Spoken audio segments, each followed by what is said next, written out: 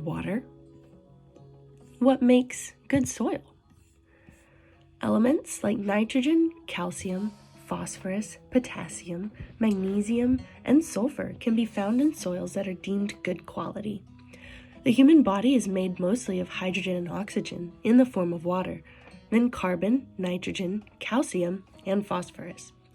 Prior to the nationwide approach to reduce acid pollution in 1970 and again in 1990 through the Clean Air Act, sulfur dioxide and nitrogen oxide were combining with atmospheric H2O and creating acid rain. This low pH precipitation leached out important nutrients from the soil through the processes of cation exchange. Potassium, sodium, calcium, magnesium are made unavailable due to the negatively charged sulfate and nitrate ions. The loss of these important cations lowers fertility of the soil. So let's get acquainted with the term cation exchange capacity, what it means, and how it directly affects the soil. Exchanging cations is a property of soil that describes its capacity to supply nutrient cations to the soil solution for plant uptake. During cation exchange, attraction may occur in one of three ways: chemical, electrostatic, or physical. For soils, chemical attraction is what we are concerned with, as dissolved phases bond with an atom that is exposed on the surface of a solid. Minerals with large surface areas, like clays, expose more atoms for sorption of these cations to occur. Calcium, magnesium, potassium, and phosphorus being some of the most important nutrients. If a soil has a low cation exchange capacity, then it will not be able to provide much nutrients to the vegetation that seeks to grow on it, simply because the soil itself cannot hold on to much nutrients. Base saturation is a characteristic of soil quality that can be measured by dividing base cations, sodium, magnesium, potassium, and calcium, by the total cation exchange capacity, then multiplied by 100. Soils with a high percentage of base cations have relatively high pH. On the other hand, soils with aluminum or iron or other metals fall lower on the pH scale and are therefore acidic, which is where we get nasty acid rock mine drainage.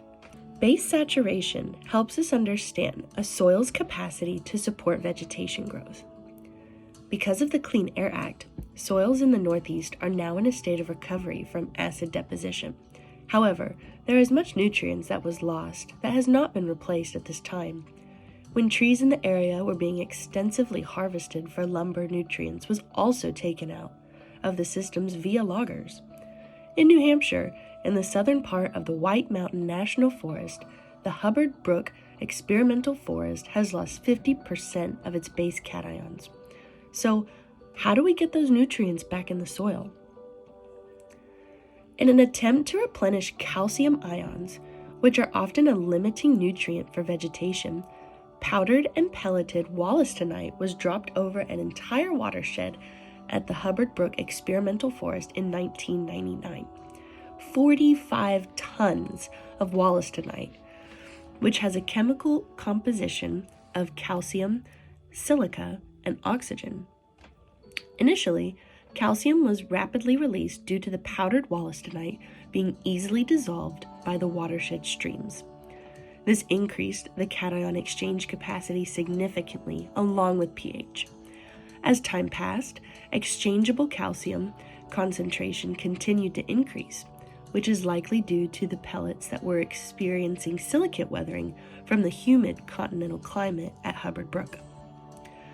Unique benefits of Wollastonite that make it a better option for remediating soils post-acid events is that it is a silica-based and not carbonate-based like lime, so there is not a major shock to the ecosystem from a massive input of calcium carbonate.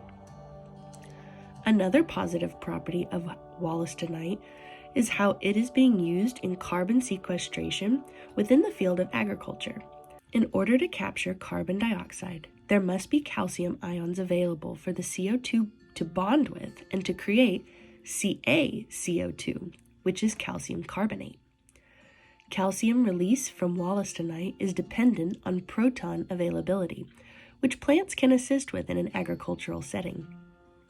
In situ mineral carbonation occurs by injecting liquid CO2 that creates carbonic acid.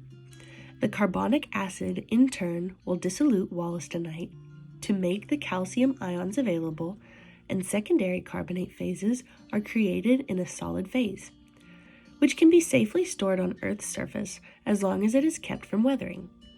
The rate of calcium dissolution increases substantially when pressure and salinity increase. However, one study suggests that aqueous carbonation efficiency is inversely related to pressure and salinity.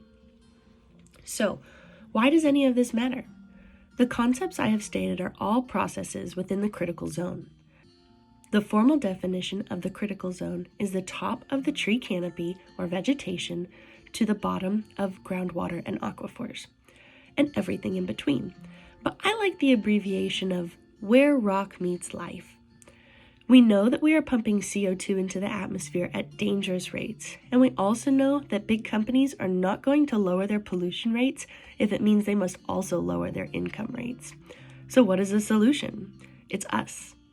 It's ideas like this that can take hold and make a real impact. So, to review what I've said, nitrogen, calcium, phosphorus, potassium, magnesium, sodium, and sulfur are all good elements to have, in the correct amounts, of course. Too much of a good thing is never a good thing. Soils with a high cation exchange capacity are able to hold and provide a high amount of key nutrients. Base saturation is related to cation exchange capacity and helps us understand soil's capacity to support vegetation growth. The Northeast has been in recovery from acid deposition since the Clean Air Act was passed in 1970. Wollastonite is able to supply calcium ions without shocking a system with carbonate due to its siliceous nature. And lastly, Wollastonite can help in carbon sequestration. Thank you. Any questions?